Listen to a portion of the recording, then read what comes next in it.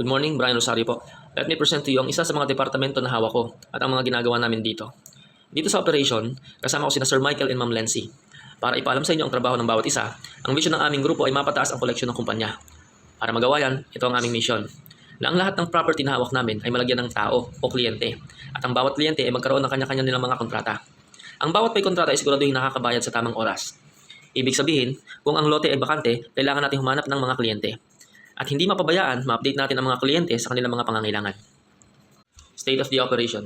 Sa ngayon, habang pina-finalize ng mga surveyor natin ang mga mapa, kumuha na kami ni Sir Michael sa kanila ng scheme na pinagbabasihan namin para ma-audit lahat ng mga lote natin. Sa Basineya, we have a total area of 1,334 square meters, na kung saan ang total lots po ay 216. 133 po ang occupied na, meaning to say we still have 70 more vacant lots. Sa IPAG, we have a total area of 17,964. Ang total lots po niyan is 136. Sa Lati 2, 13,262 ang total area po niya, na kung saan ang total beneficiaries po ay 39 families. Ang total occupied lot of beneficiaries po ay may laking 6,345 square meters at ang total excluded lot area niya po ay 3,367 plus river and daan. Planning. Sa paglipat ng taon, inaasahan namin na maayos na ang mga dokumento at sistema ng paniningil sa mga kliyente. Implementation.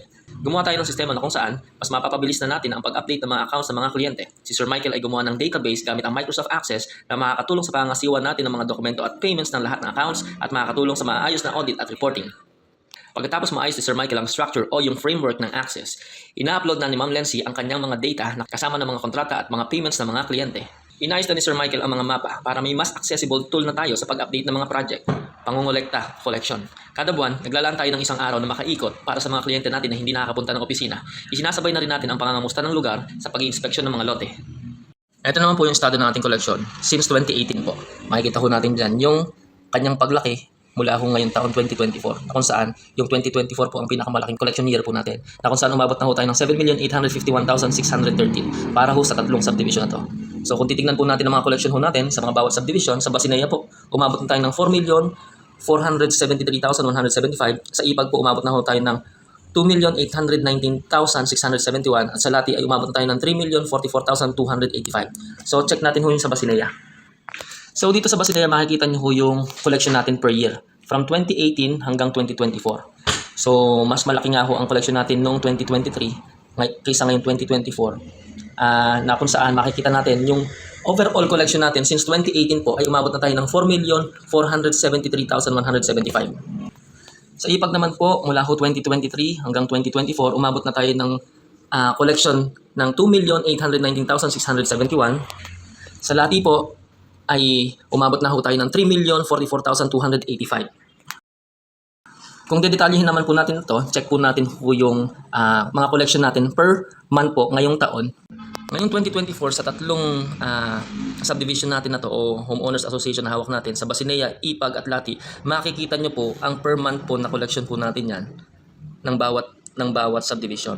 So kung sasampulan po natin sa Basineya, makikita nyo po yung detalyadong amount po na nakokolektan natin per month. So dito po sa Basineya, as you can see, ang pinakamalaking buwan po ng collection po natin ay noong February. At ang buong taon na itong kolekta natin ay umabot na ho ng 2,052,657. Ito naman po ang sa IPAG po. Sa IPAG naman po, makikita ho natin na nag-umpisang nagbabayad ang mga tao noong May. At ang pinakamataas na buwan ho ng collection nila ay noong August po. Na ang total collection na po natin ngayong taon ay 2,799,671. At ganoon din po dito sa ating Lati, sa Kamaya. Makikita nyo rin po na ang malaking collection po natin ay nangyari din po noong May. At ang buong taon pong collection po natin ay umabot na ho ng 2,999,285. Evaluation. Sa ganitong sistema, naayos na natin ang 10 bagay. Una, ang mga filing ng mga dokumento. Pangalawa, naiwasan ng may naiiwang usapin. Ikatlo, na-update na ang mga kliyente sa kanilang mga obligasyon. Ikaapat, mapapabilis ang serbisyo sa mga kliyente sa kanilang mga katanungan. Ikalima, namomonitor na ang mga collections. Ikaanim, magkakaroon na tayo ng bird's eye view sa mga proyekto. Ikapito, nakakatulong din ito masistema ang ating mga reporting. Ikawalo, gumaganda na rin ang imahe ng opisina sa mga kliyente. Ikasyam, mapapabilis na rin ang ating audit. Ika-10, magkakaroon na rin tayo ng maayos na database. Sa admin, kasama naman po natin dyan si Ma'am Rochelle, Ma'am Rona, Sir Renz, and Sir Hill, na siya nangangasiwa ng mga admin matters tulad ng pakikipag-ugnayan sa mga landowners, LGU, at sa iba't ibang departamento ng gobyerno. Sa madaling salita, ang admin ang nag-aasikaso ng mga pagpoproseso ng mga legal na dokumento gaya ng MOA, CTS, reclassification, transfer, etc. Hindi ko napahabain pa. Iwan ko naman po sa inyo ang talata na to sa 2 Corinto 13:11. Sa katapos-tapusan, mga kapatid, paalam na.